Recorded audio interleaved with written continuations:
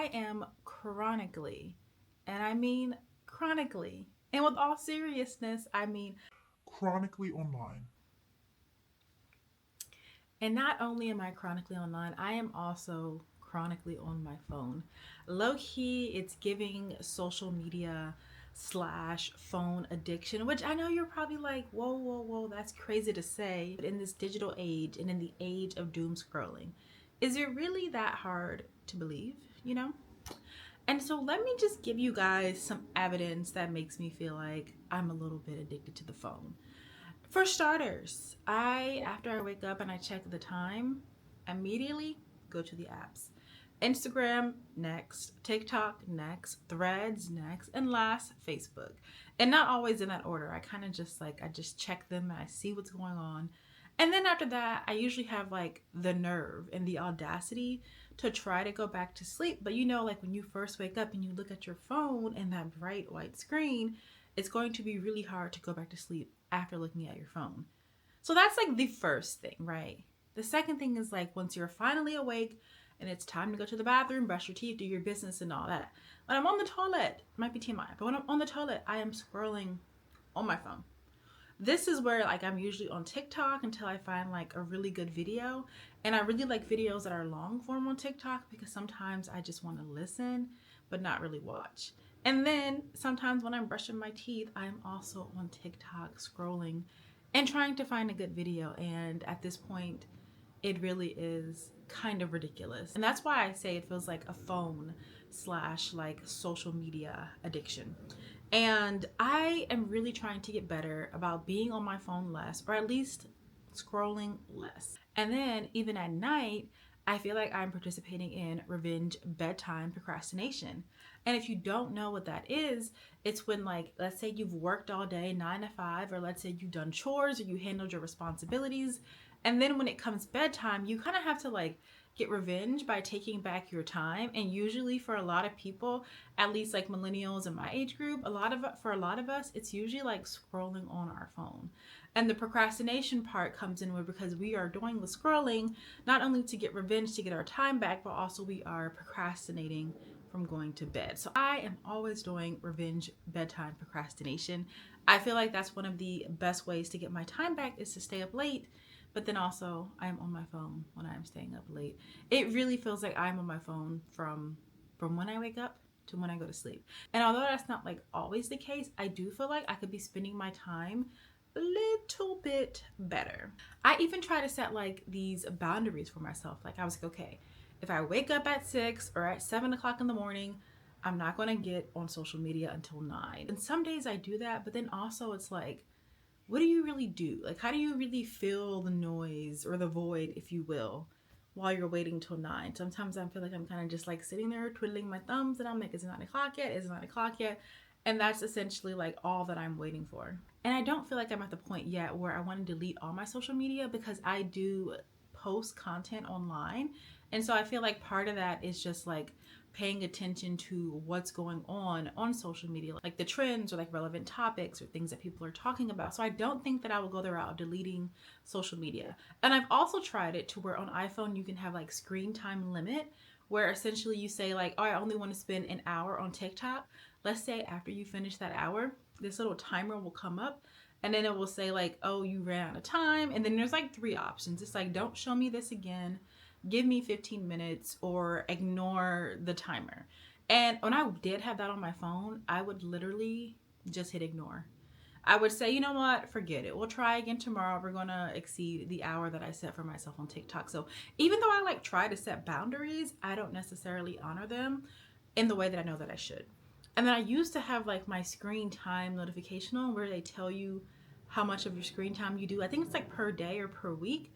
And I would always be like, how did I spend 8 hours on my phone when I work 8 hours a day and I commute to work? And it's really because I'm waking up on my phone on my lunch break and then on my phone after work and then on my phone at night. So I remember one of my friends was like, I'm not even going to bother with looking at that. So I turned mine off. And I was like, you know what, girl? That's a good idea. And so I then turned off mine. And so I don't know how much screen time I am averaging per day.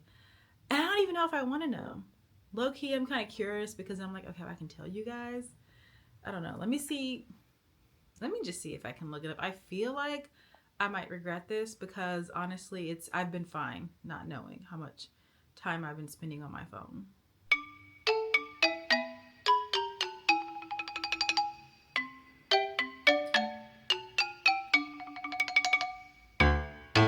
So it looks like because I don't have my screen time on, that I'm not actually able to see how much time I've spent on my phone in the past. I think it has to be like turned on and then it actively tracks your screen time. And so I don't know. And I feel like I'm okay with that because after I turned it on to see, immediately turned it back off. I will say, not only is it like social media and the phone, I also just really love watching TV. I love a good show. I love a good background noise for a show. I love a good reality TV moment. I love all of that. And honestly, when I'm at home, I don't find myself listening to a lot of music. I feel like my thing is really just like passively watching TV because I feel like music to me can be really distracting.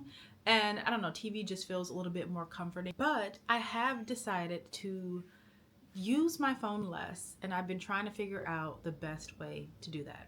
And so, one of the ways that I found is to keep my hands occupied, to literally keep them busy. And for me, that means actually like creating art. So, I got this watercolor notebook from Michaels, and then I also got this cute little watercolor set here. And so, if you guys don't know, I am really into herbalism and into plant medicine. I have a few videos on my channel about herbalism and plant medicine and things of that. I'll actually link that right here so you guys can take a look at it. But I have been wanting to like kind of write down all the herbs that I use, their benefits, their uses, their energetic properties, and things of that nature. And so I do actually have like a written notebook that I use when I was like taking herbalism classes and I was learning about the different herbs and their functions. But then I was like, what if I could make this more of like a visual component? And so I decided to go that route. So I'll show you guys. One of my favorite herbs ever is peppermint. I love peppermint tea, peppermint oil, peppermint mints. I don't know. I really love peppermint. I feel like she is that girl. And so I made this. This was the very first one that I did, but it's just like, I don't know. It's peppermint. And on it, I have the Latin name for it. I have some of the benefits. This is supposed to be like a salve, like peppermint tincture, some uses, so tincture, infusion, and salve. And these are like some of the properties. It's a coolant, it's a stimulant, and it's an antioxidant. So I did that. And then that was really fun. I found that I really wasn't scrolling as I was coloring because this is what needed all of my focus and all of my attention.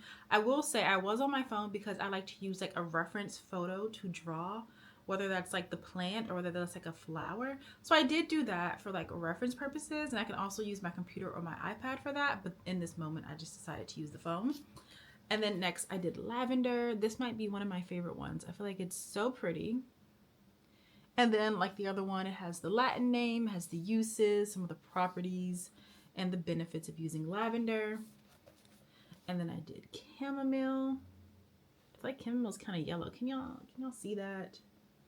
I don't know. Let me know if I can see that. And then I did nettle leaf. This is another popular one that I use. I did holy basil.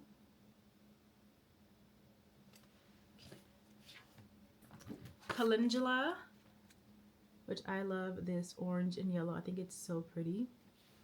Lemon balm. And last but not least, I did dandelion root.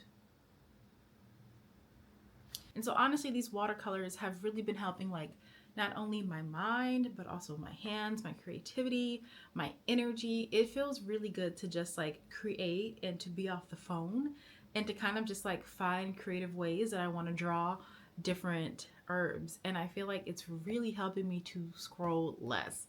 And since I've gotten this notebook, I got it Friday. I think I've had it for a week. I have literally drawn in here like almost every single day, honestly, because it's so fun. And then last night I hung out with one of my friends and, you know, we watched TV, we talked and whatnot. And then we decided to do some art. She's actually the person that inspired me to get my own watercolor notebook. And I made this beautiful, this is a lily flower. with it's with colored pencils, and then the background is with pastels. I think, yeah, pastels. And it was so much fun to do this, and I was like, I actually am going to need another like multimedia notebook because I also just want to draw like random things that come to mind and just really be creative. This is specifically my herb one, and that's why I put this one in the very back. But yeah, and then after I finish with the herb one, I'm going to do a recipe one for all of the different recipes that I have been making. So I'm going to have my crab cakes in there. I'm going to have my sweet potato pie in there. I'm going to have my like chickpea stew. Literally any of the recipes that I made that I've absolutely loved are going to be going into my watercolor, like the other one that I buy for this. And so that has been a really fun way to help me to stay off my phone and stop doom scrolling. And I feel like there's some quote about an idle hand or an idle mind. It's like the devil's playground or something like that. And I genuinely feel like that's actually true because when my mind and my hands are occupied, I am not worried about that phone or what's going on with those apps. And so today I have this clay and I want to make like a little tray, and I want to just like play around with this clay and see what I come up with, see what I can create. So let's make a little tray clay together, and let's see what I come up with. I'm actually really excited because it's been months since I touched this clay, and I have been keeping it safe in this airtight container. And yeah, instead of doom scrolling, I'm going to put on some TV because, like I said, I'm still a TV girl, and I'm gonna figure out what to do with the clay. I have an idea for a tray in mind. I don't know what size or what I want it to look like. And maybe I should even like sketch it out first just to have an idea. I don't know, y'all. I don't know. We're gonna put on the show. We're gonna go with the flow, and we're gonna see where it takes us.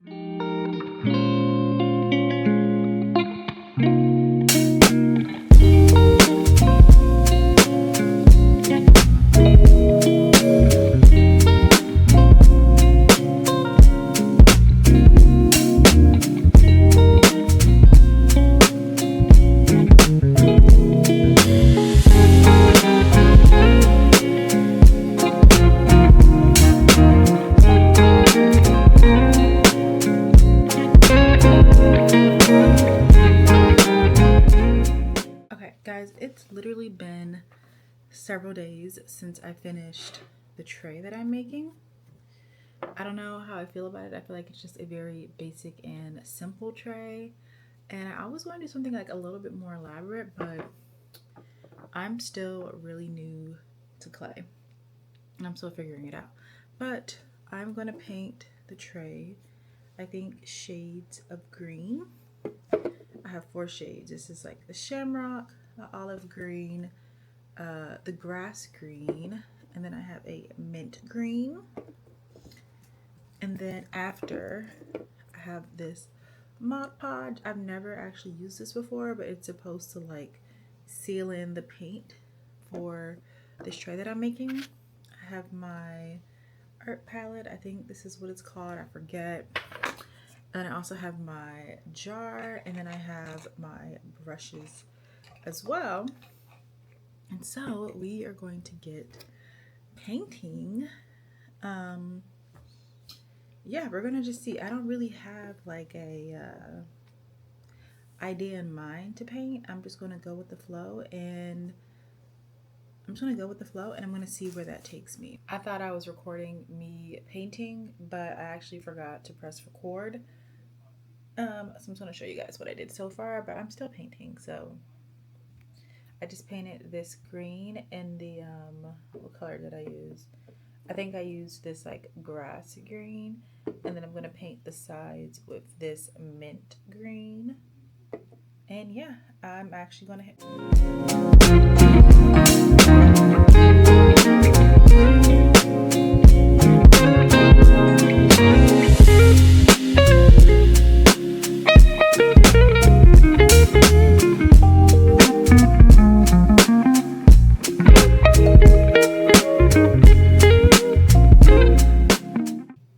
I painted the front and the back.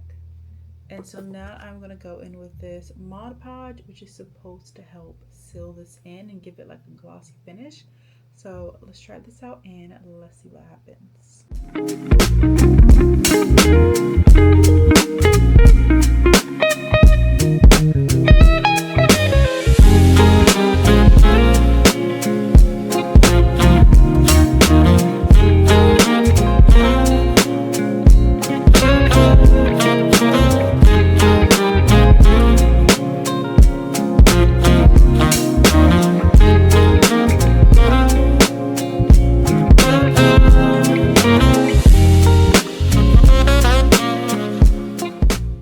Okay, so I added the Mod Podge to the tray, and this is what it looks like. I don't know if I should do another coat or what, because I've never done that before, but I feel like it looks pretty good. And I only have a few minutes left because my camera is about to die. Thank you guys so much for watching. Be sure to like, comment, share, and subscribe. And I will see you guys in the next video.